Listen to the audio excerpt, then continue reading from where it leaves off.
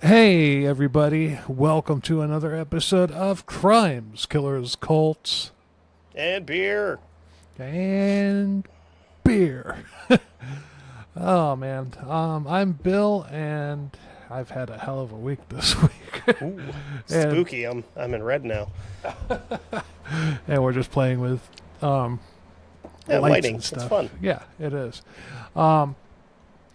I'm Bill, and joining me is once again is Kevin Carlton, host of Yep. History Goon, which is the official history podcast endorsed by CKCB, available wherever you get your podcasts. What's up, Right. Kevin? And I don't take money from foreign donors, which is a good thing too. This is true. So, And if I you, mean, as a matter of fact, at this point in time, I don't take money from any donors. This is grassroots. and if you want your podcast listed as the official CKCB endorsed podcast on whatever your show is about, drop us an email at ckcbpodcast.com. But you got to come on with us for an episode or two. Yeah. I mean, we could.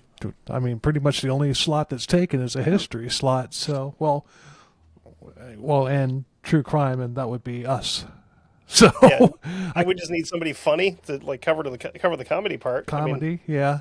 I mean, I don't. I might be funny. At least my mom thinks I'm funny. So, I mean, I guess that's all that really matters. I think you're funny, but anyway. But if you want to be the officially endorsed podcast, then you got to send me an email at ckcbpodcast.com, and you got to come on with us for an episode or two. Yeah, for sure. Yeah, but anyway, we haven't covered an actual religious nutjob cult since CKCB came back, but that all changes tonight. That's a good point. We've not, as far as I know. It's all just been one-off whack jobs, you know? Yeah, well, we did have the Beast of Satan. That's not really a cult. That was a band. I mean, Yeah, I mean, it was cultish. It was cult adjacent. cult adjacent, yes. Yeah, but this is an actual It lived cult. next door to a cult, like, in the same neighborhood.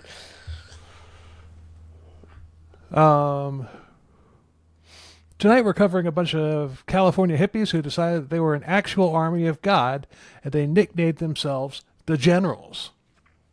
Okay, I mean, the Army of God thing, that's fine. That's fine, because that's a historical thing where it's been an actual thing before, but put some effort into the name. Yeah, well, they had That several sucks. names. They Generals. Are you selling insurance? well, that's just a nickname. They probably another nickname they came up was the Cult of the Living God. They actually called themselves a cult. Yeah, that's weird. I will give you credit. That's strange. You're not supposed to actually put that word in your cult, I don't think. Yeah, but why do you think they would justify calling themselves a cult? Take a guess. Because they're a small religious movement, right? Nope. But not way big off. enough to actually. No. You're way off. It's simple because the word cult comes from culture. Not in that context. It doesn't, though. Oh, this is a cult we're talking about. Yeah. Yeah. Okay. Yeah. That's a good point. They were a We're not dealing with insurgents here. Oh man, they were a paramilitary group run by quote Generals James and Deborah Green. Their actual name was Aggressive Christian Missionary Training Corps, or See, that I can get behind. ACMCT.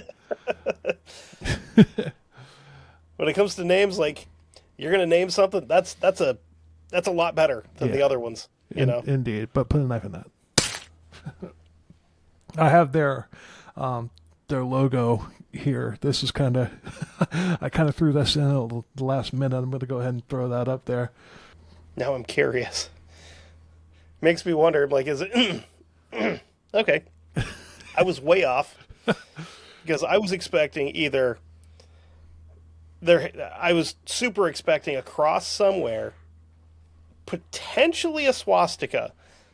So I was way off. This looks more like... yeah, but it looks like a fifth grader drew it, though. Yeah. That's That's definitely a racist eagle, though. Hey, just look at him. Oh yeah, he definitely. He's said the word before, like.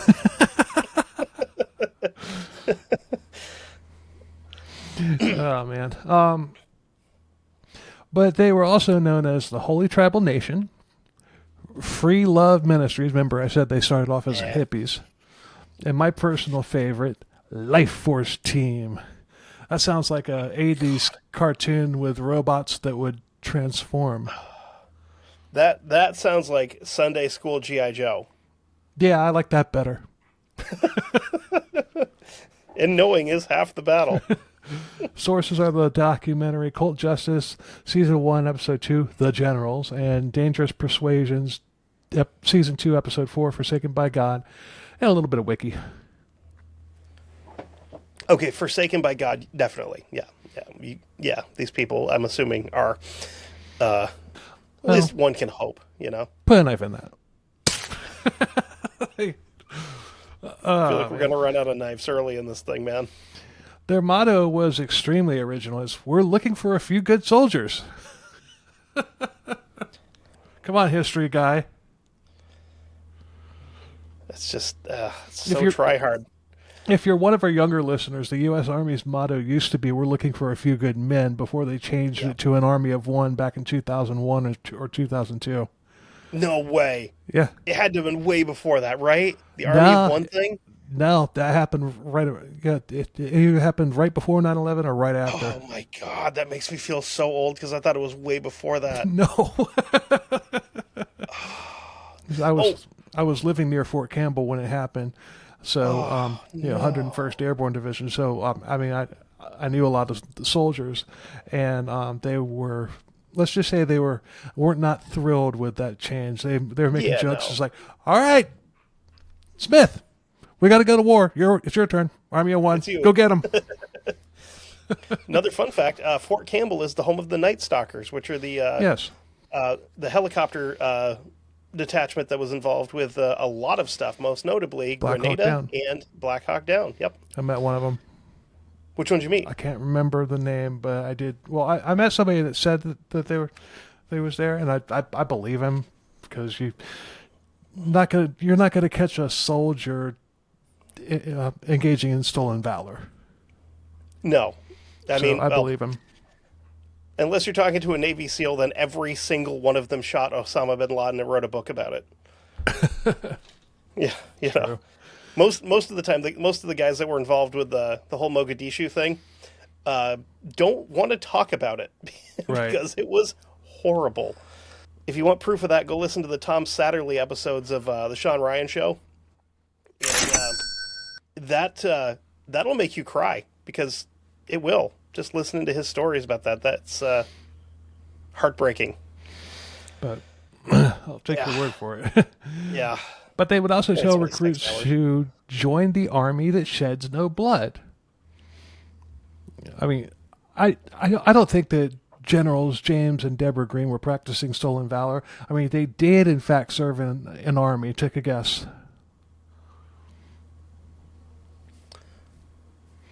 Were they National Guard or reservists? Nope. No? Oh, were they in the Salvation Army? Oh, you got it! That was my next guess. You got it. Their members had ranks from lieutenant colonels all the way down to staff sergeants. No privates, apparently. I'm sure there's privates involved somewhere. We're talking about a cult. So. Yeah, but they started off as a hippie commune, but gradually grew into a paramilitary group. But the only people they waged war on were children. So right off the bat, this is one of those. But how many cults don't have that? Yeah, that's true. Not many. Yeah. These people also didn't believe in doctors. Oh, neat. They were in the mountains of California. They don't have any medics? Huh? No. They don't have any medics? You would think that as an army they would. No, God is their medic. God is their medic. He can fix a lot of stuff, but he's not going to fix like an immediate bullet hole, No. But they were in the mountains of California as the Free Love Ministries, and why do you think they called themselves Free Love? Take a guess. Oh, they were just boning everything that moved. Nope. It was because the gospel was free. Okay. Well, I knew I'd get you on that one. I knew I would get you on that one. Because usually you think free love and you just think like And hippies. gross hippies in the mud, you know? But soon they moved to Sacramento, where the Greens adopted military ranks, and they got military uniforms for all of their members. They marketed it to runaways and people down on their luck, and of course they did. But its final location was Fence Lake in Cibola County, New Mexico, where it's still in operation, but put a knife in that. That's strange. California hippies offering a place for runaways and teenagers. I've heard this story before somewhere. Yeah, they. This is a little after Charlie. He would have loved this thing though. Maybe not. You guys are doing the same thing, but you got guns. I'm in. But they would hold church services with worship led by hippies with guitars wearing military uniforms. So lame. But early on, even though they were wearing the uniforms, they were, for just the lack of a better term, a hippie commune with discipline. Okay. I mean, that's about the only thing that I can come up with. This is the early days, though. But let's get the early stuff out of the way. James Green was born in 1945 in Kentucky, where he spent his childhood, and was raised in a Christian family. As a teen, he ran away and hitchhiked to California during the time when the hippie movement was just beginning, and while there, he met Deborah, and they were like peas and carrots. Oh, great. They fell in with a group called the Bear Tribe of California, which is a group of Native Americans in Humboldt County, where our buddy Murder Matt of the Mighty Murder Coaster podcast lives. I don't think that he was part of the Bear Tribe of California, though. I can't picture that. No. He's a hippie, yes. A cult member? Hell no. You know, maybe just for the laugh, you know? I can see him joining for just a couple of weeks, yeah, I did it. It was goofy. It was fun. Yeah, I can see that. Or do research for his podcast. Yeah, right? Just like sneak in. Be like, no, I'm totally in, and then just vanish like an FBI informant. Yeah. But the future generals were sent out to Montana to scout out land there, and they fell in with a Christian hippie group and converted to Christianity. They had both been baptized, but they were convinced that they weren't Christians before that. So they were baptized again. Okay. Shortly later, they relocated back to Kentucky, where they joined a church in a small town near James's hometown, where he studied to be a minister for 4 years, but he was sent to Central America to do missionary work. After that, they settled in good old Miami, Florida. By now... always comes back to Florida. Of course. This is the second cult that I've covered that actually partially originated in Miami. What was the other one? The Move, I believe. Okay. Yeah, we actually had, if it's the one that I'm thinking of, we actually had one of their survivors on with us. Oh, nice. But by now it was the late 70s, and they got jobs at a huge Salvation Army there and began inner city missionary work. Nothing really of note happened in their backstories, but that's actually a red flag. Yeah, kind of, yeah. There's nothing that would indicate that they would later become cult leaders, and there's nothing that the Salvation Army does other than their aesthetic that would make somebody think that they were soldiers. True. Wait, does Sabaton have a song about the Salvation Army? Not yet. I rest my case. And that could be that could be a suggestion on their website. Because they will take suggestions for song topics, but I think they'd be like, no, this isn't it. Oh, by the way, if you're an OG listener, if you've listened to episode 1, The Death of Michael Malloy, as well, or the music episode that I put out last year that was the music of mine that I've used on the show, all in one, you've heard my song, The Death of Michael Malloy. Mm-hmm. Well, I am writing another song like that based on another topic that this podcast has covered. And that's all I'm going to say about it. When I do, when I release it, I'm going to premiere it on the podcast first. And I'll do like a little episode with a tie-in. I'll give a brief synopsis with the story, and I'll tell which episode it was. It's one of the really good ones that Todd was on. And then I'll play the song. So yeah, I'm doing it again. But a sermon by Catherine Booth, who was the co-founder of the Salvation Army back in the 1800s, had I messed that up. She had a sermon that was called "Aggressive Christianity." So, right out, it's just right out of the gate. There's nothing original about these people. Yeah, I mean, there's nothing even original about the idea of aggressive Christianity. I mean, no, there's not. That's kind of been a thing for a while. Huh? That's been a thing for quite a while. Yeah. So after the generals got tired of ringing bells, they relocated to Sacramento in 1981, where they started a public ministry, which was attended by, like I said before, runaways, people down on their luck, and hippies. And they began plastering flyers all over Sacramento and handing out gospel tracts for people on the street. And anytime you see somebody handing out those little gospel tracts, they're in a cult. Yeah, because that's what was the other one that did that? Lots of them. Was it The Family? There was a lot of them. I mean, no, like I'm thinking of that one specific one where the guy was just specific one where the guy was a giant pervert. But yeah, because that's all of them again. But you're talking about the chick track. Yeah, they'd send the girls out fishing. Oh, that one. Was that the Family International or something like that? Something like that. I think I've covered that. I think the guy's last name was Bird. Yeah, David Berg. Yeah, I've covered them. I've covered them. Yeah, he was a real piece of work. Yeah, but lots of them. Hell, the one that I was in had those available for people to go out and pass out if they wanted to. Those things are so horrible. But all I did was take one hit of marijuana, and now I'm condemned to hell. Yes. Yes. Using donations, they were able to acquire a couple houses on a neighborhood street, and Free Love Ministries was born.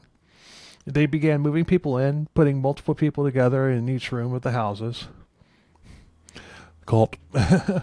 Yeah. But the commune was just a peaceful group of like-minded people initially. They were teaching the Bible without their own spin on it initially. And they were friendly and welcoming, and they just wanted to travel the world doing missionary work initially. I mean, all of that is fine. Yeah, it does. It sounds like any charismatic church that practices what they preach, and they preach the Word of God. Yeah, like you said, initially. Yeah, got to clarify.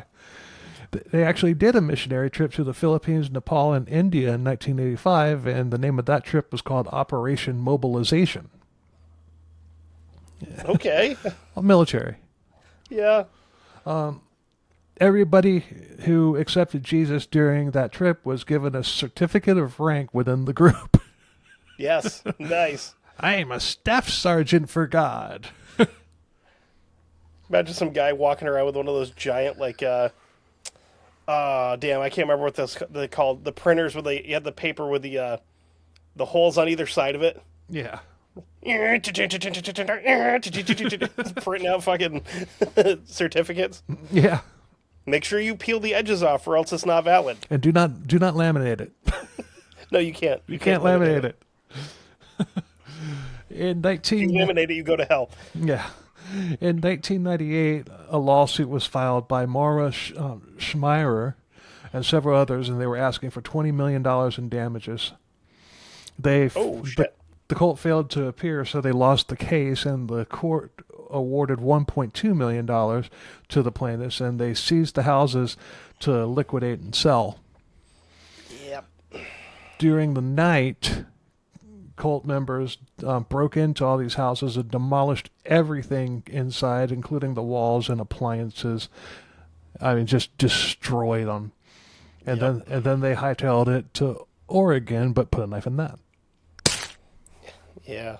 These houses ain't worth nothing now. Right. Oh, God. That's some scumbag behavior. I mean... Well, especially because, the houses have been seized. Yeah, they're not going to get them back, so why not just freaking just let it be? Exactly. But a little bit about Maura. We've got a little bit of initiation story here that I wanted to include. She was married with 2 kids when she joined. She and her husband had owned a nice little farm, and they were completely self-sufficient, other than like the electric bill. Right. One day she, like all their food and everything, they were self-sufficient. One day she living received the dream, like literally living the dream. Yeah, literally. One day she received a letter from her old friend Deborah. Deborah and her husband James were moving back to California to start a Christian community.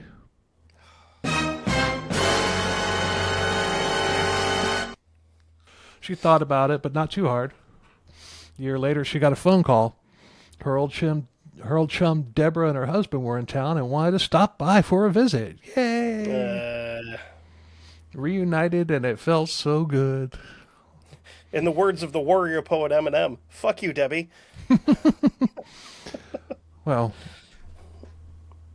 I would say put a knife in that, but we're right there. Right out of the gate, once they, like literally within minutes after they, had exchanged pleasantries and, introduced each other to the spouses and stuff like that, James fell on the floor, started writhing around, screaming, groaning, and grunting. Deborah said, "Oh, he's got a demon inside of him." And it was Leviathan, no less. Oh, that's a big one. Yeah, aim big. Deborah had Maura and her husband help her perform an exorcism on James. Maura didn't buy it, but her husband did, and suddenly it was over. Just like that, James was better. Praise God. Weird. Yeah. Strange how that worked. I mean... Yeah. Maura's husband was totally sold on this, but Deborah told Maura that she was going to be a prayer warrior and invited them to the commune once again. And it was she told him it was filled with people who wanted to give it all to Christ, and that's kind of chilling, that the fact that she said it right there, because she meant it literally. Yeah. Also, Prayer Warrior sounds like a Christian metal album. There are some really good Christian metal bands, and there's some really, really, really bad ones. Probably more really bad than good. Yeah, probably. I mean, actually, it's going to sound weird. I found a Christian black metal band. Oh, wow. That I was like, that's actually pretty rad. And it's not terrible. Black metal, I think, has more... And don't come at me, death metal fans. But I think that black metal has a little more... melody and a little more thought process going into the music than death metal. I'm hit or miss with black metal. It really depends on like the mood I'm in. Yeah. But a lot of the death metal stuff I can get into that pretty easily. Well, I'm not really big into that, but Maura was skeptical, but she did, because her husband said absolutely yes. Maura was skeptical, but she went along with it because, Christians, the man is the head of the household. So off they went. Once they got there, the love bombing started, and before too long, the real picture started emerging. This is basically, the reason I wanted to include this little bit, this story, is because this is basically their MO and how the cult was run and how it continued to run throughout the story, only getting worse as time went on. Okay. So the group was isolated and cut off from outsiders. Members were taught that the outside world was evil and doomed, and the leader was more James at this point, and he dictated everything. It was behavior, relationships, work, even thoughts. Thought sins. Wait, you said this is a cult? That doesn't sound anything like what a cult would do. No, not at all. Weird. Okay. Thought police. He dictated everything. Behavior, relationship, work, even thoughts, and I already said that. I guess that's probably a sin too, repeating yourself. Questioning him You've meant been that programmed. I guess I need to be taken out and flogged. Yep. Or deprogrammed, one of the two. Or an exorcism. Yep. We could do that. Hold on. I can't do it through the computer. I was going to try, but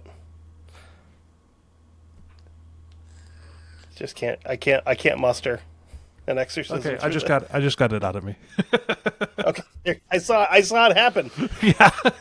Be gone, demon. But one thing was constant. A question. Damn.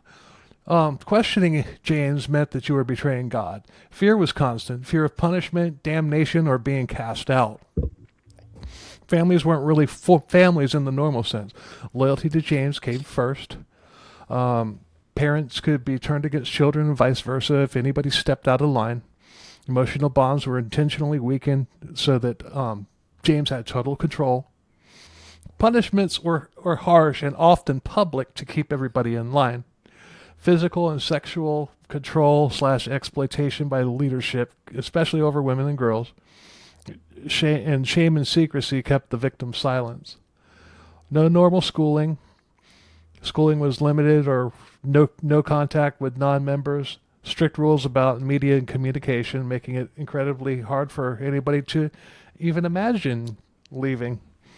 Lots of these cults, especially the ones that have communes, basically, any type of media, whether it's a newspaper, a TV, a school book, anything is a sin and not allowed. Yeah. But as time went by, cracks started forming.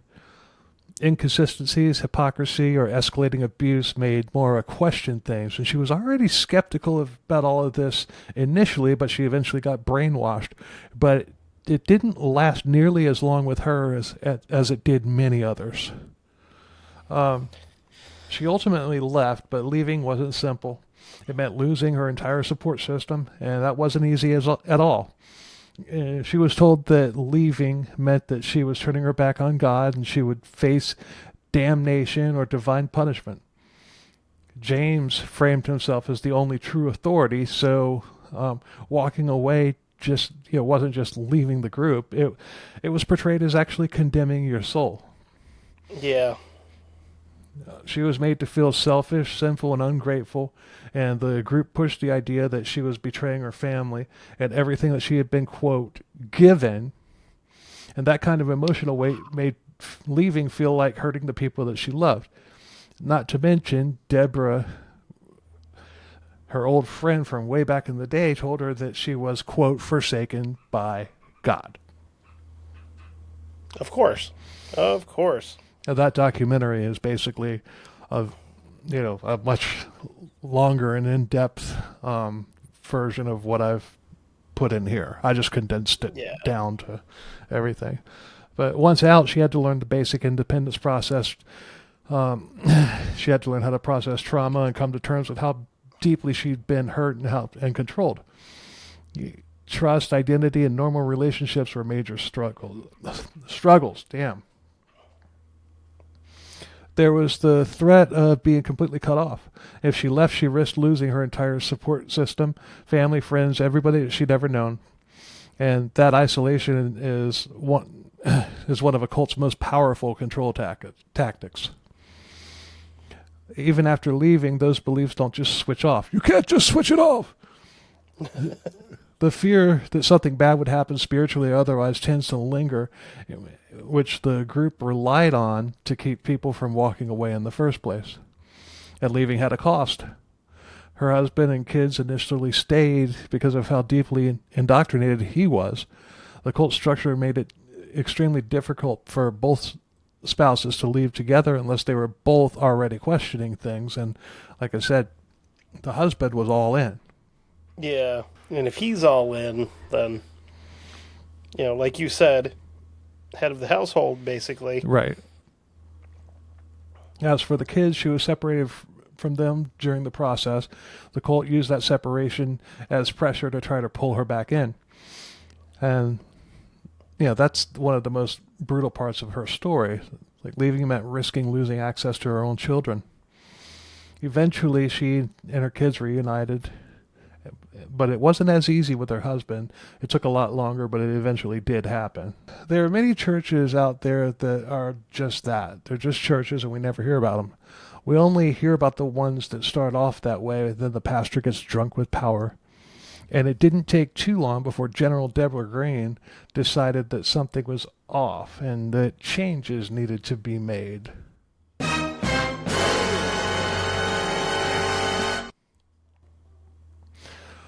She decided that Free Love Ministries was too passive and that they needed to...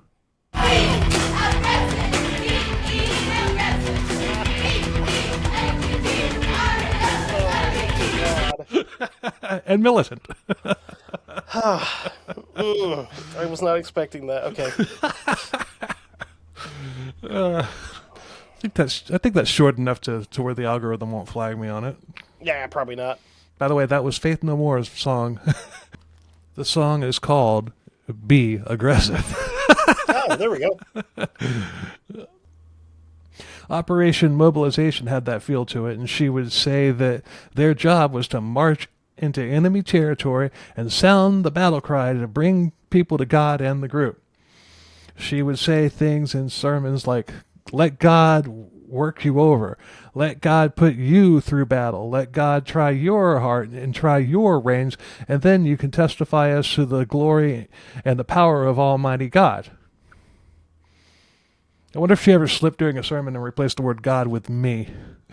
Oh, she's thinking that. I know. At least, yeah. She believed that they were waging a holy war against the devil and that they had to be an army of God.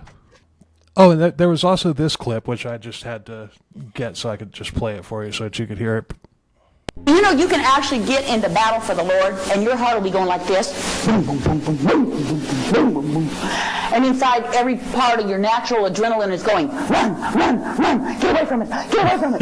But you've got to take a grip of the natural man and say, onward, soldier. Onward, soldier. I can tell you, I want to go fight the devil right now. Yeah, damn right. She got me all fucking fired up. I'm ready. But all of this is figuratively. She's not telling people to go out and start a religious military crusade. You lost me then. Many churches talk about the armor of God, and this is just that type of thing with a little more enthusiasm. Or is it? It was that, sure, but there was also a lot of grooming and manipulation going on too, and it worked. Yeah. General James wasn't silent during all of this. He was just as militant as his wife, and he would take every accusation, admit to it, but then justify it with his own spin, like this one. It's always accusations, it's always threats, it's always these people did this to us, it's always those people hurt everybody. You know, honey, we hurt sin. That's what we attack. And if you're full of it, that's what we attack. I don't buy it. I don't either. Yeah, he wasn't as passionate as she was. Nah, not at all. There was somebody like in the front row, like kneeling, holding up cards for him. She had that shit memorized, and she felt it. He was just like going with emotions here. Yeah. I joined a cult to get laid. That's what I'm here for. Well, you're in the wrong one. Ah, damn it. But he would also throw others under the bus as if they were attacking the group. Like in this one, like in this clip, listen carefully to what he says. Not to mention Bob Blazer and some of these great darlings out there that are cult leaders in themselves trying to destroy this cult.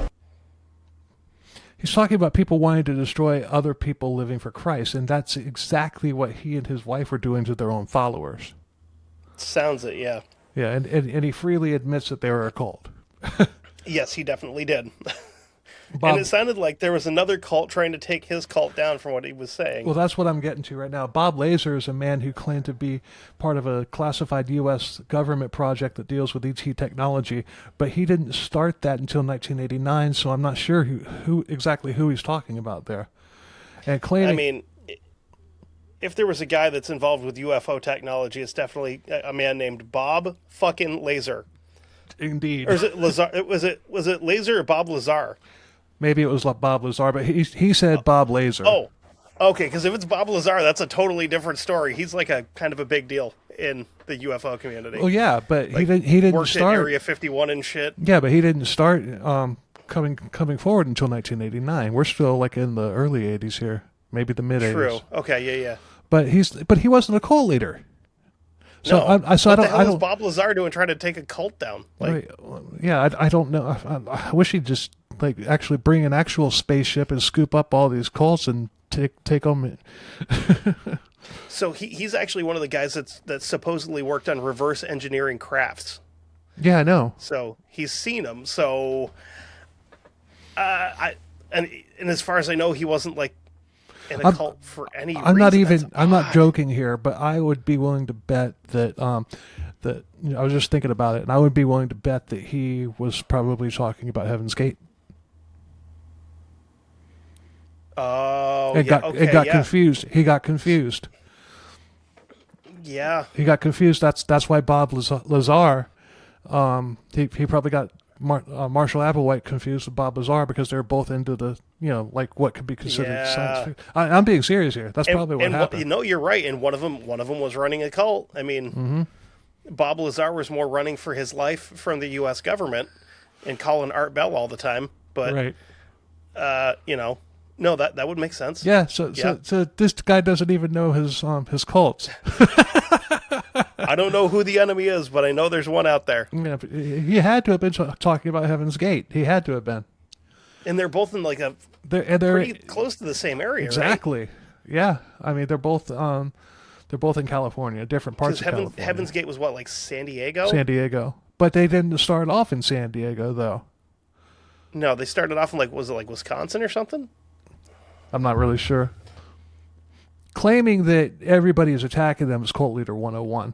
If everybody's against them, then he is the only one who can keep you safe. And Hobart Freeman, the chucklehead who ruined my childhood, preached the same thing when the law started closing in on him about all the deaths that he was responsible for.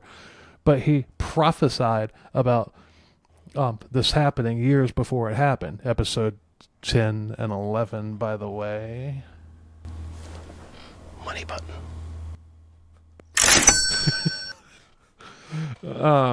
Pretty sure Jim Jones did that too, right? Jim Jones did that. Yeah. Rock Terrio of the Anthill Kids did that.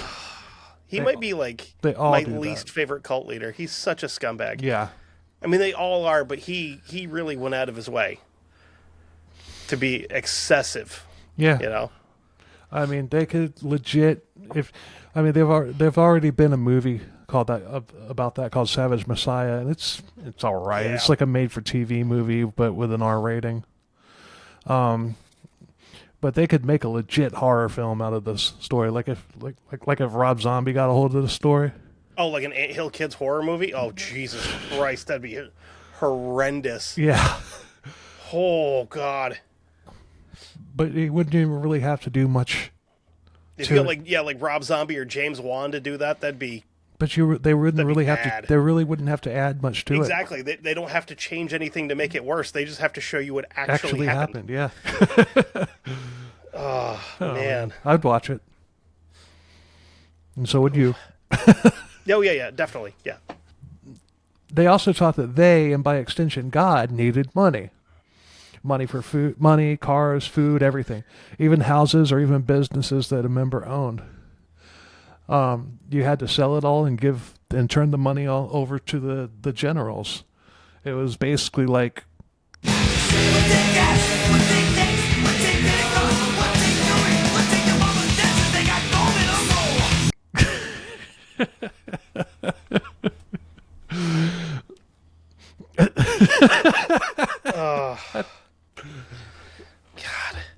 So members began giving everything over to them, and once the Greens had liquefied all of that, they began demanding that they go out and make money, panhandling, working flea markets, however, whatever they had to do to bring home the bacon. It's just like the most white trash way to make money. Yeah. I'm going to need y'all to hit the flea market. All the money we was... have all these cassettes to sell that we stole out of some dude's truck. But all the money was to be turned over to the generals. And even if you were one of the few that actually had a job, your paychecks were to be turned into them. All assets that were purchased were in General Deborah's name. But have no fear, the cult will take care of you and provide for all of your needs. Yay! Of course they will. We're a family. Yeah. But things took an even darker turn. You. Family members of the cultists began sending detectives and even the FBI in to locate their loved ones, and fearing that they were being held against their will.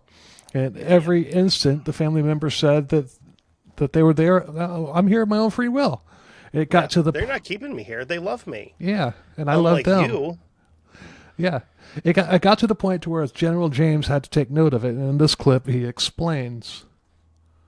Mamas are so concerned that your son or your daughter or your grandkids are in this cult. Well, honey child, you are in a cult. You're in the cult of hysteria. You got cult phobia. Cult phobia. You mean being a rational, well-adjusted human being? Yeah, that that's doesn't cult want to phobia. be involved in that? That's cult phobia. Yeah. Well, there's a lot of phobias that gets wrapped up with too, I guess.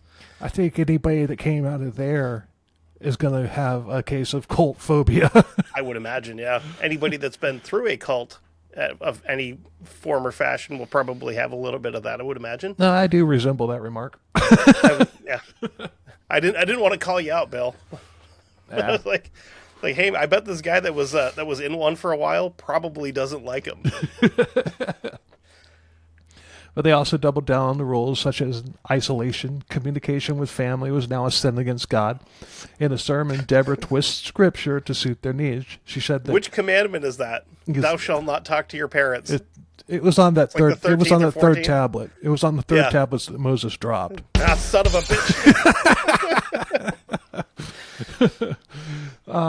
10. Yeah. She said that God says to love your wife, husband, kids, father, and mother less than God. And it does say that in the Bible. It says God should be before all. But, Correct. But what she says next is God also says honor your father and mother. Correct. She said what God means by that is that you should hate them. No. I'm sorry. Honor your father and mother doesn't sound like you should hate them. I mean, no. Huh. I mean, that's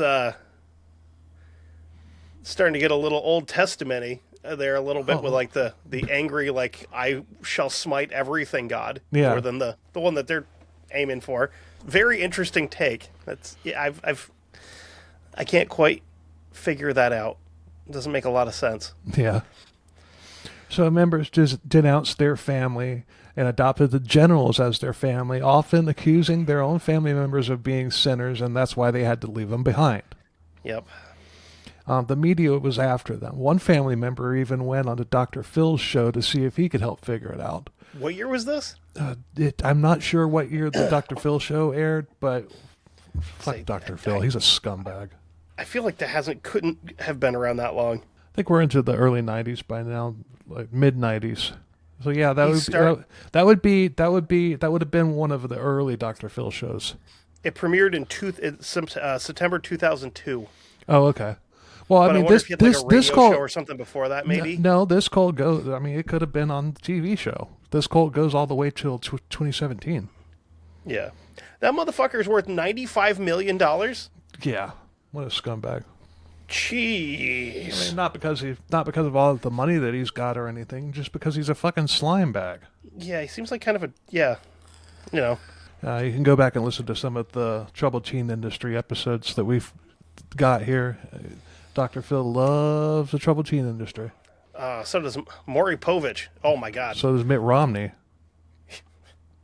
Well, there's a lot of politicians that love children. We've started to learn that, you know. But one of them just so happened to be president a few years ago. But most of this was in Oregon, but in 1997, the media pressure was getting to be too much, so they packed it up and relocated to Fence Lake, New Mexico.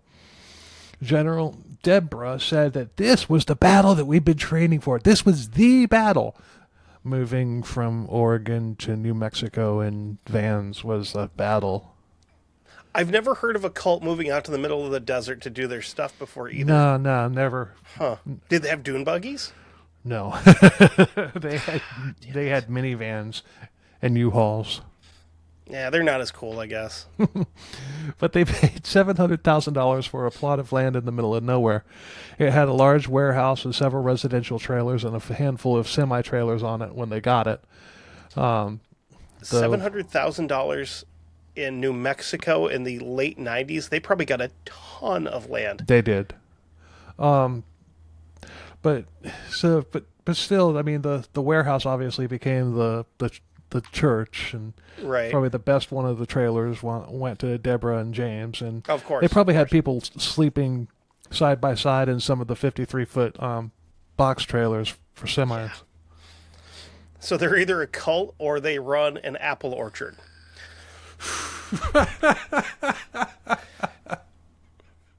Dude, I worked at an apple orchard. I worked with. Oh, I thought you were making a joke. Oh no! That worked as a joke. I thought it was funny. No, this is for reals. Like, I was one of two white dudes on the floor. I worked with about 150 Jamaicans. You want to talk about hardworking people? Like, these guys are working like 17 hours a day. Oh, damn. But the housing that they had them in above the bakery was 3 floors of like wide open room. And I went up there a couple of times. Like every Friday, they'd grab me for, like, you're having dinner. We cooked all this. You're having some of it, and I'd take it home with me. But it's like 3 floors with a bathroom on each and like 40 beds, like cots, and then a kitchen in one of them. And then the rest of them are just all cots. And then they had about 4 or 5 trailers just like scattered out through the orchard itself that people lived in. Oh, damn. Another like 20 to 30 people per trailer. Yeah. Great way to treat other humans, right? Right. And then pay them like, I don't know, $13 an hour to work for like that. And then, Yeah. then not let them, then chase the U-Haul truck off that would bring the big blue barrels in that they could send stuff home in. Yeah. But they went from decent houses, although they were crammed with people, to abandoned industrial complex in the desert. Home sweet home. I'm sure it was air conditioned too, right? Oh, of course. I mean, it had Yeah. all the luxuries and everything. It looked like shit on the outside, but it was a luxury. Everything was. Yeah. You walk into one of those trailers, man. It was like lined with gold trimming, gold The fittings. kind of and carpet everything. that you take your socks off and it just like grabs your toes when you're walking through Oh, it. yeah. Like massages your feet. That Oh really yeah, nice they stuff, spared for no sure. they spared no expense. Yep. Fucking corrugated steel building with holes drilled in the side of it for ventilation. Right. like a chicken coop.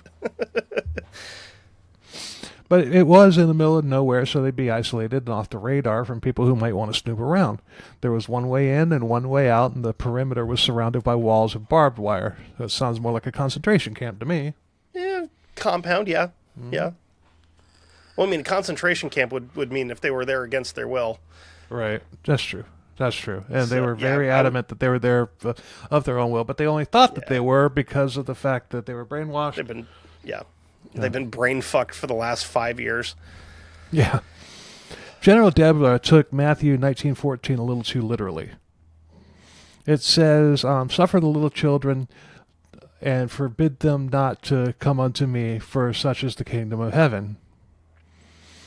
She took that to believe that hundreds of children would be left at the cult's doorstep and she would raise them all as their mother. Well, that didn't happen. So she became obsessed with getting a child. Yeah, you can make those things, right? Yeah. Look, and she had children of her own, too. And they were probably like, no, mom's fucking crazy. Yeah. We're going to go live with Aunt Debbie. Or no, not Debbie. Not Debbie. The cultists were still doing missionary work, and General Deborah told one member to go to El Paso. Oh, no. What? Oh, no. I have a feeling I know what direction this is going. I think you probably do. Oh. But she told one member to go to El Paso and literally kidnap a child from her mother. This member went to the Juarez Bridge of Americas, which is a bridge that goes from El Paso over Loop 375 to Juarez, Mexico. There's a foot traffic part of it as well. And she spotted a mother and child, and she had a moment of clarity, and she didn't kidnap the child. Thank God. Yeah. That whole area down there for I-10 and all that stuff, that's a scary place, man, because you see the fence and everything, and the Juarez just right on the other side of it, and it looks just like in the movies where you see these houses all painted different colors going up a mountain like a set of staircases and everything. It's crazy to think how much of an economic difference there is going across a river. Right. You know, but I mean, the other thing you got to really consider is the fact that that whole area is not even like run by the Mexican government. That's all cartel country, and it's it's right there. There's a scene in one of the Punisher, the Netflix Punisher series, where he was going after somebody, but he went across the border, and it shows the Punisher like up in a mountain with a sniper rifle. And he shoots across the border and into the thing, and he gets him. A sniper could probably make that shot in real life. That's how close it is. Especially with some of the guns that the U.S. government sent them. Right.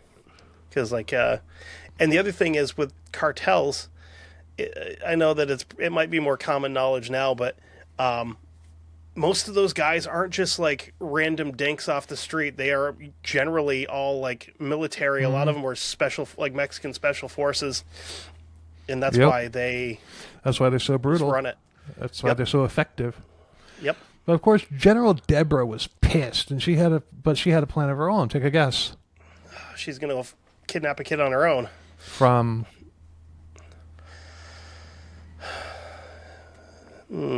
Probably going overseas this time, I would imagine. Mm-hmm. Southeast Asia? Mm-mm. No? I bless the rain down in Africa. Yeah, okay. She sent her own daughter, Deborah Green, to Uganda to get a child. You could just pretty much take children from there. I mean, it's a poor area where parents will pretty much give their kids away for food. In the United States, we still call that kidnapping. Yes. But Sarah got one, and General Deborah named the baby girl Miracle. It was a miracle of God that she prophesied, so this made it official in her eyes that she was a prophet of God. Yeah. I'm going to go out on a limb. Hot take. Fuck this entire thing. Fuck this lady. Yeah. But because she said it, she's a prophet of God. This was taken as fact by the cultists. But Miracle had a rotten life there. Yeah, no shit. She may have actually been better off in Uganda. Yeah, probably, yeah. I'm going to put a picture up here of Miracle when she was still there. All right. That is not a happy child. No. But there's two boys on the other side of her that you can't see, and they are smiling. And, yeah, she, like you said, she don't look happy there at all. No, because she's old enough to know that these are not her parents. Right. And she's also old enough to know that, you're not supposed to hit people, among other things. But in 1999, Sarah had enough and she split. And she wanted a real life. And this, of course, devastated General Deborah. I mean, hell hath no fury like a cult leader scorned by one of her own. So who do you think bore the brunt of her wrath? That little girl. Miracle, yep. She basically became a slave, and no wonder she looks so miserable in that photo. Miracle was beaten repeatedly, being punished for whatever dreamed up. She was starved to the point to where her bones developed rickets, which is a rare but treatable, typically nutritional condition causing soft, weak bones, stunted growth, and skeletal deformities in children due to severe vitamin D, calcium, or phosphate deficiency. Yeah, rickets is a fucking cowboy disease. Right. Like, it hasn't been around since, Yeah, but we're talking modern times here, and it's back. I mean, a lot of times when you have these cults and communes that didn't believe in any type of medical services or anything like that, have diseases that have been like extinct for like wiped out for a long time. All of a sudden, they show up in the commune. Yep. But it causes bowed legs, thickened wrists and ankles, and bone pain.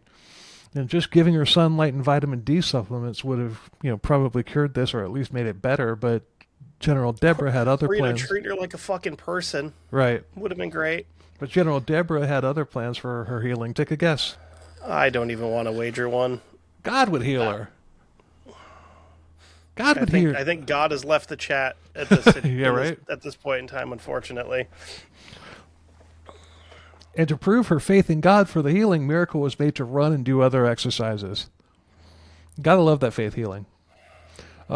Faith healing has never worked for one single person ever. And Miracle, like most faith healing victims, got worse and worse and worse. In 2006, Miracle broke both of her legs. General Deborah's cover story was that it was a swinging accident. She was swinging and hit another kid.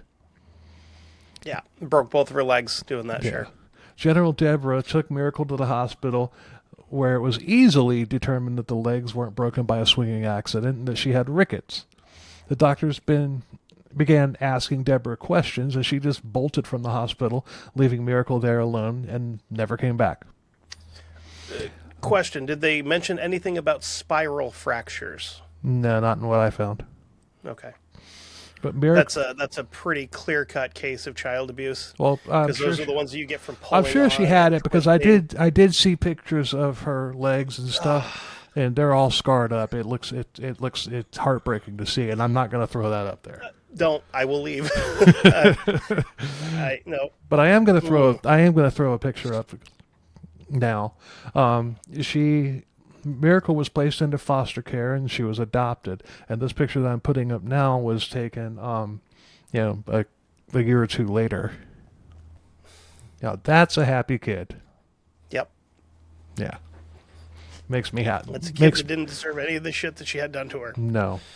But you're really going to love her even more later on. There was no investigation into how all the other children in the cult were being treated until a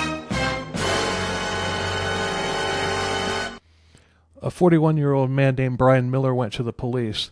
He had joined the cult at 20 years old and left at 38, and after 18 years in the cult. And he had a lot to say, specifically about how kids were treated there. Brian had a 14-year-old son named Enoch that died due to lack of medical care and was buried on the property. Oh, my God. And he stayed after that? Yeah. Police began investigating and discovered that none of the kids that were born there had birth certificates. That's probably the least of their worries, honestly. But so when Enoch died, he had never existed as far as the state was concerned. So it was easy. It was like easy for them to just chunk him in a hole. He never existed. But that also presents a problem. Brian Miller, who's now come forward and making accusations, he can't prove that Enoch ever existed either. He could just be running his mouth. Yeah. So all they could do was wait. In 2016... Go ahead. I find it a little hard to believe that somebody would lie about a dead child. Right, but if without proof and everything, it's not even circumstantial evidence. It's just hearsay. Right. But in 2016, police got a call from somebody on the compound. There were two women who wanted out, and police went there in the middle of the night and helped them get the hell out of hell. Yeah. These two had very similar stories to the ones that Brian had told. They had also told the police about the deaths of Brian's son. All of the kids were affected by a bad flu that came through that year. I think it was 2014 when Enoch had died. Enoch, however, got it much worse than anyone else. And his face was 2014. Could have been even like swine flu at that point, because I was right around when that was happening still, or avian flu, something like that. The flu thing, as far as Enoch was concerned, was just it was just a cover story. Because listen to this. His face was swollen and deformed, and fluid was coming out of his ear. That kid was beaten to a pulp. Yeah. But obviously that's not the flu, and that's something else. But all they did was pray for him and put cold towels on him. And, I mean, he may have had the flu on top of all that, which would have, made his death that much more horrible. Yep. But they just chunked him into the grave without a service or anything. When I was about 10 years old, I was bitten in my armpit by a brown recluse. And it swelled up about the size of a grapefruit. Yeah, but it's not good. No. Putrid purple color. It smelled awful. Like clear the room bad. And, my mom knew that something was going on. And, I mean, she was keeping it clean with, like, peroxide and alcohol. And making sure I bathed and stuff like that. But there was this woman in the cult too, and she, before she had, quit her job and gotten a new job at like Wendy's or something like that, she was a nurse, and she had her come over, and when she came over, she looked at it, and she said, "That looks like a very bad brown recluse bite that that's close to turning gangrenous." And she said to my mom, she didn't say he needs to go to the hospital now. She said, maybe we should lay hands on him.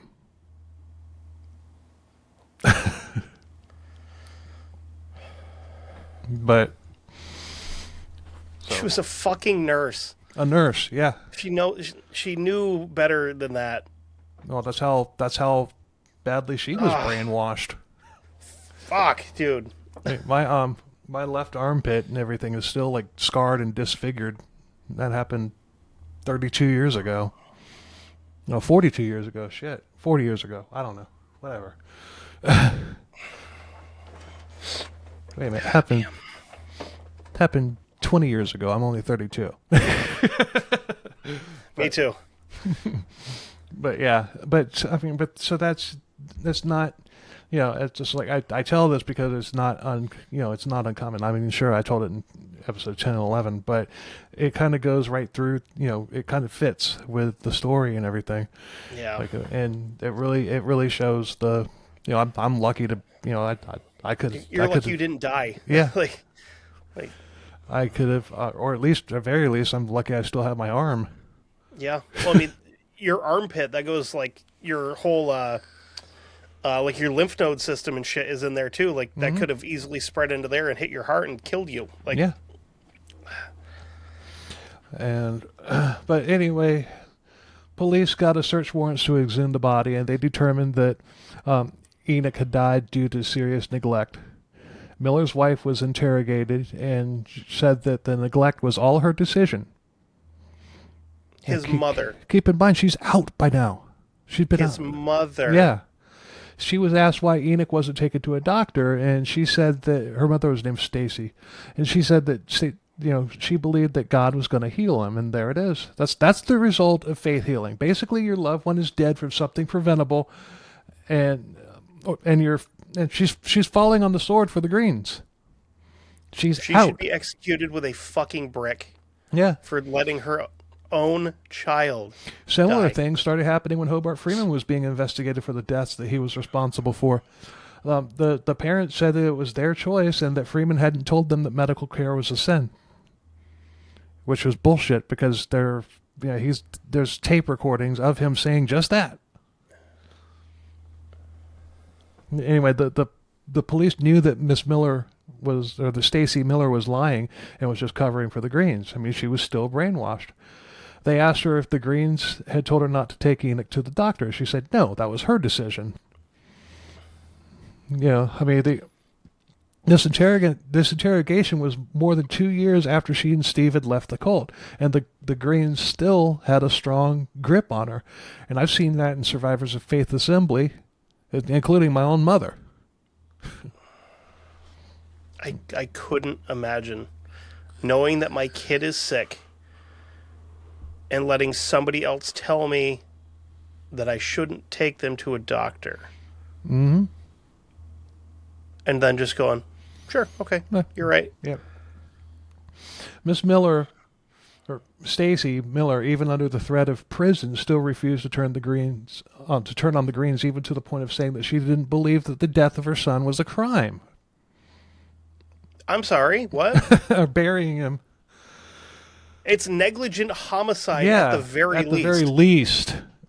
You know, I mean, you know, it said that it was like apparent that he had serious neglect. I think that there was also probably, you know, he probably had brain damage, but the brain was probably, you couldn't test the brain at that point, you know? Right. But the Greens doubled down on their attacks on anyone who said anything negative about them, calling them liars. Meanwhile, Miracle, who was a teenager at this point, was interviewed by police, and she gave scathing testimony about all that she went through. She was physically and sexually abused, and she had scars all over her body, which got there because she was cursed. They had to beat the devil out of her. Sure. Her legs are still crooked, but that was because she wasn't praying enough, and that's typical faith healing bullshit. You won't heal because your faith isn't strong enough or you have unrepented sin. Deborah even told her that because she was black, God was punishing her for it. She was a demonic child, and it was God's will for her to be their servant, according to Deborah. You are the one that sent someone to fucking Africa to kidnap a child. Exactly. If you didn't want a black child, you could have kidnapped one from elsewhere. Exactly. I mean, not to be an asshole, but... Oh, well, you know, just wait till the end of this. You're just fucking crazy to be like... I'd say your face was going to turn red, but it already is. I'm really glad I got the purple light on for this one. Oh, man. Deborah's son-in-law, Peter Green, was the first to sexually abuse Miracle, and that started when she was 5. He told her that if she didn't cooperate, Deborah would beat her more. And Deborah also sexually abused Miracle. I think I just broke history, Goon.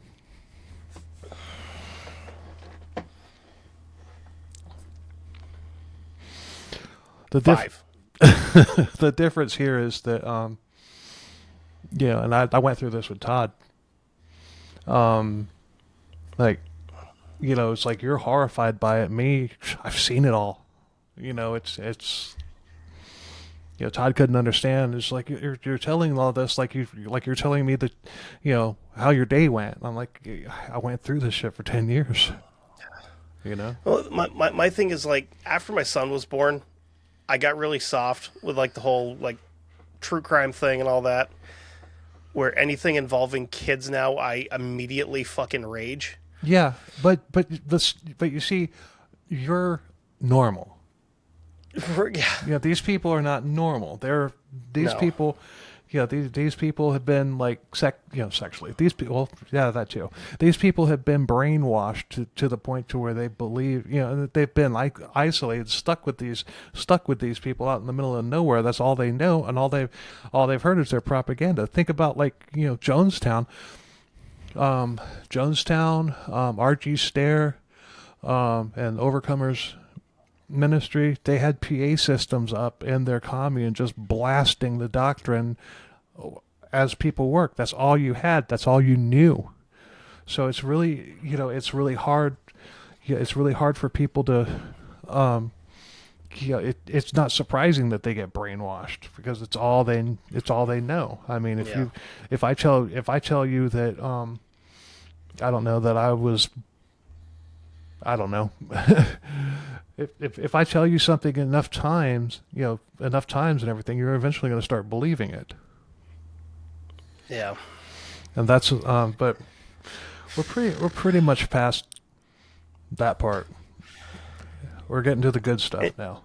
And they wonder why people would take it upon themselves to punish people like this. You know what I mean? Yeah.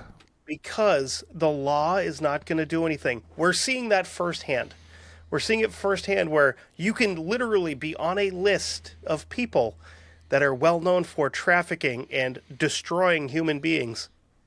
We can't do anything about it because the system will collapse. Right. I don't know. If I ran into a warehouse full of pedophiles and I just so happen to have a shotgun, I may not have the self-control to not do anything. Exactly. You know? Just saying, like, not that I would do anything violent, and I'm not endorsing the doing of anything violent. You're wink, saying wink, if. But You're saying what if. if. What it's a if? hypothetical. In Minecraft, I would kill all the pedophiles. Right, there you go. In August 2017, early on a Sunday morning, the police, with a warrant in hand, surrounded the compound. Everybody would all be together in the church listening to Deborah preach. And this was the best way to go about the raid because they didn't want a standoff that could lead to another Waco situation. Yeah. I mean, in this case, like, you get the kids out and then you can Waco it, and I'm fine with it. Oh, yeah. But Deborah and Peter Green were arrested.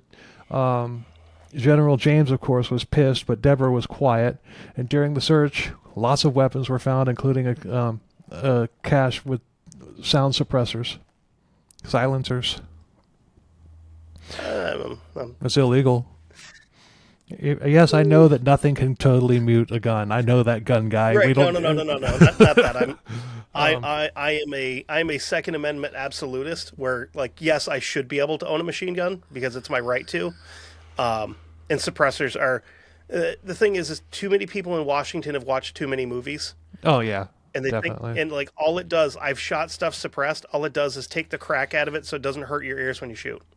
I saw a story about a news story. It was about a shooting that happened. I just kind of glanced over it, but they were calling a pistol. They actually called it an assault pistol. Yes, because we have to put the word assault in front of it to make it scary. In front of everything. Like, it was an AR brand 22. It's a 20. It's a 22. It's not an assault anything.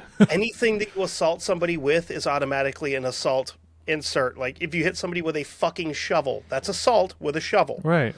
It's an inanimate object. We can't blame the object. Well, you've seen The Godfather, right?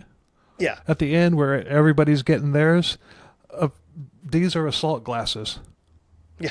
You remember that? Where he kills the guy with his own glasses? Yeah.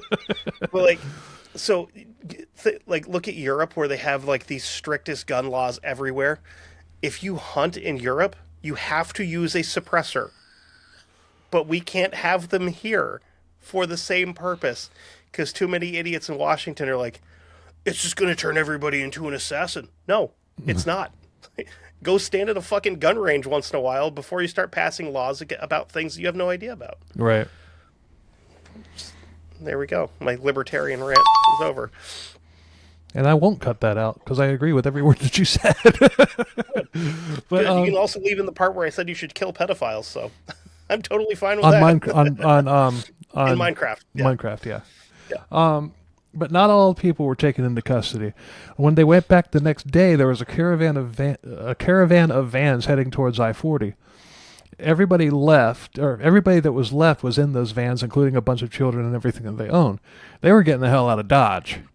Are they headed for Mexico? Didn't say. They didn't get to find out because the police were able to stop them before they even reached the interstate.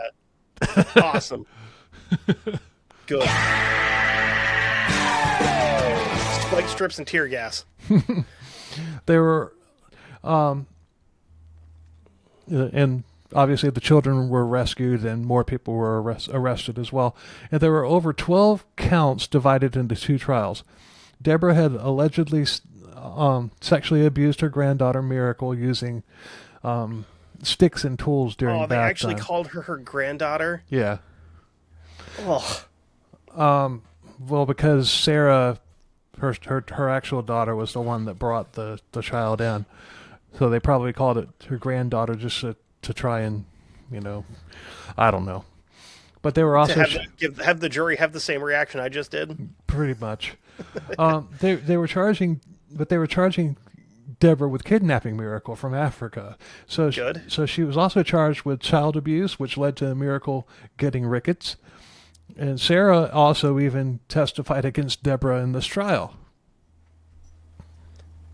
She's the one that's responsible for it. I guess they gave her a deal or something, especially because she got the hell out of Dodge too. But Miracle was damning in her testimony. She answered every question with conviction, and when the defense attorney called doubt on the alleged malnutrition that led to rickets, she got up, walked over to the jury, pulled up her skirt to show the jury all the scars on her legs. She's not only a survivor, she's a badass. Yeah. I mean, you walked, I would say, might be a stretch, kind of like hobbled more than anything. Right, I wish there was video of that. But General... I'm kind of glad there's not, though. Huh? Well, yeah. I'm kind of glad there's not. Well, I mean, I saw... I mean, nothing. It wasn't revealing anything. But still, just... Well, yeah. You know. But General Deborah... No, I want to see the video, not necessarily to see her, but to see the reaction of the jurors. Yeah, that'd be worth it. Yeah. But General Deborah was stripped of her imaginary rank. She was charged with child abuse. She got court-martialed? She was charged with child abuse, rape, and kidnapping and got 72 years in prison. That's not enough. Hold on. The second trial was over the death of Enoch Miller. She was already in prison for 72 years, but for some reason she was offered a plea deal. I'm sorry. What? A fucking plea deal for what? Plead guilty to the remaining charges, which she did, and she was released in 2021 with her conviction overturned. Why, you might ask? Failure. You're shitting me. No. Failure to turn over exculpatory evidence. EXCULPATORY. So that's evidence that they would find in like the discovery phase, I think, of a trial or whatever, of a case. So because she failed to turn anything over that could possibly incriminate her, they let her out of prison. Right. Well, hold on. Did you hear what I just said? Yeah, I did. And how that made any sense? It didn't make any sense. Thank you. But she did an actual sit-down interview with the makers of Cult Justice, one of the sources for this episode. And that's where she uttered the line, "Cult comes from culture," that I mentioned in the beginning.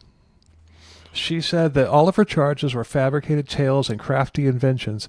Her followers chose not to get birth certificate for the kids on their own. Not her problem. They can't go to a fucking hospital. Right. Your kids die because the parents didn't take them to the doctor? Not her problem. You register them online like a fucking dog or something? Yeah, right? I've heard it all before. I mean, the truth of the matter is they most certainly did tell them all that stuff. If a parent had taken a kid to the doctor, they would have been excommunicated, or in these assholes' cases, court-martialed. According to Deborah, her daughter Sarah wasn't supposed to bring Miracle back from Africa. Well, what the hell was she doing there then? Pretty sure she probably told her, "Go steal me a black baby." Yeah. Freaking Angelina Jolie over here. I need you to go to Africa and steal me a child. I'm pretty sure her first thought wasn't, I should go to South Africa and make sure I get a white one. You know? But Deborah doesn't say what Sarah was doing there if she wasn't supposed to. Of course not. But remember when they trashed the houses in Oregon? Yeah. That never happened. Even though there's video of it. It's like crazy, all that physical evidence and stuff. There's video. I mean, she just... Did she write a book called If I Did It also? She's probably thinking about it. I mean, nothing that she's done is original anyway, so sure. If I did it, here's how it happened. I would personally re-break this woman's fingers every 6 weeks manually to make sure she could never write anything. But she's just persecuted for her beliefs. She also said that she was not a cult leader. She's just somebody who chose to follow Jesus. Bitch, your own husband's on video saying that they were, in fact, a cult. I was going to say, I heard it twice, and I'm sure there's probably more recordings than that. Yeah, and show me in the Bible where it says to do any of these things that happen on your watch. I'm pretty new to the whole thing. I'm pretty confident it doesn't. And no. You know? But she's still an oracle of God, so if she's different, that's the way God made her. She said all this in the interview. Yeah. There is something about false prophets and whatnot, though. This is true. Strange. We must have just skipped that part. Yeah. Huh. On April 21st, 2025, the New Mexico Supreme Court reinstated Deborah's child abuse conviction, saying that she reinstated the death penalty, saying that she wasn't actually found innocent, and issued a warrant for her arrest. She was just found not guilty. But she vanished. She's in the wind. Nobody knows where she is. But listeners, if you know where she is, you can get some money, I'm sure, if you turned her in. If you know where she is, email Bill in Minecraft, and he will contact me. Because I would like to have a personal conversation with her. Yeah. I might not be the best for cult episodes, because like the child abuse thing just kind of brings out a side of me that I'm like, no. Kevin angry. Kevin kill something with bat. Peter Green pled guilty to 2 charges of child abuse and got supervised probation.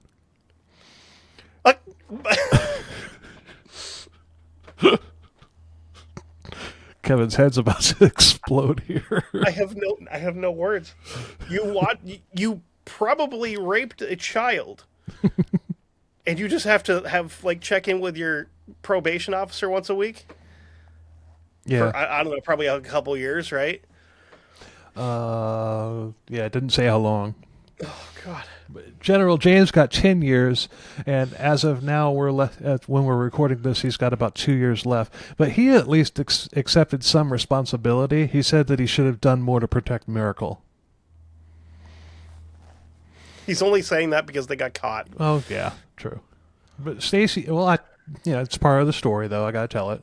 No, I know. Stacy Miller stayed true to the cult, pled guilty to child abuse and the death of Enoch, got 9 years, and several other members were convicted of lesser crimes. The property was seized by the state, and we do have to give props to the police in how they handled this case, because they did everything to the best of their ability. Yep. I mean, aside from just executing these people on site, which I would have been okay with. Like, no, leave the body cam on. We're gonna want to see this. Yeah. And just take care of business. Right. She's got a knife. But that's the story. Thanks. I'm glad it's over. They're now. I mean, it's the compound still exists and everything, and there's still people living there. But it's just kind of similar to what happened with Overcomer's Ministry after R.G. Stair died. They're just living there, and they're just doing their own thing. They're not really, they're just living. They're lost. Huh? They're lost. Yeah, pretty much. They're still living. They're still living in the cult, but the cult's not around anymore. Right. Exactly. There's no leadership. They're just floating in the wind. And I hope we don't have to do a follow up on this because some other lunatic is taking over. Yeah. James gets out in 2 years. Maybe we'll get lucky and he'll get like brain cancer or something. I know you're not supposed to wish stuff like that on people, but he's not people. So. No. But that's it. Thanks a lot for listening, everybody. Yeah, thanks. Thanks for doing this to me. Come on, it's Crimes, Killers, Cults, and Beer. I don't do cults very often. I don't do them. Now I'm going to go to bed angry, man. Like, I hate this. I got something for. I'll send it to you on Messenger here once we wrap this up. It's a video channel where they have kittens playing Sabaton songs. Okay, fair. Yeah. I could use that. But anyway, please subscribe to the YouTube page, comment, follow us on whatever streaming platform you use. Do the same for History Goon, because that show rules. And 5-star ratings are awesome. As of tomorrow, Monday, as the time of recording, my final episode will be up. Your final episode? For season 2. Oh, okay. Don't fuck with me like that. Dude, I'm not going to lie to you. I was editing the episode, and I had to stop a couple of times because I just had, while I was editing, I literally mapped out the first half of my next season. So, I'm ready to rock. And, That's cool. Hey, there's no kids getting diddled in it, thankfully. Well, that's a good thing. Yeah. Yeah, I'm very happy about that. I mean, there's definitely some people on here that probably didn't have happy childhoods, but some of them didn't have happy adulthoods. Yeah. And one of them may be made a forest of human beings. We'll see. Oh, lovely. But 5-star ratings rock and everything, but what really helps is word of mouth. Yep. So if you like us, tell a friend. If you hate us, tell an enemy. And until next week, later. Hug your kids. Yes, seriously. definitely. Ugh. Right. Bye. Good night.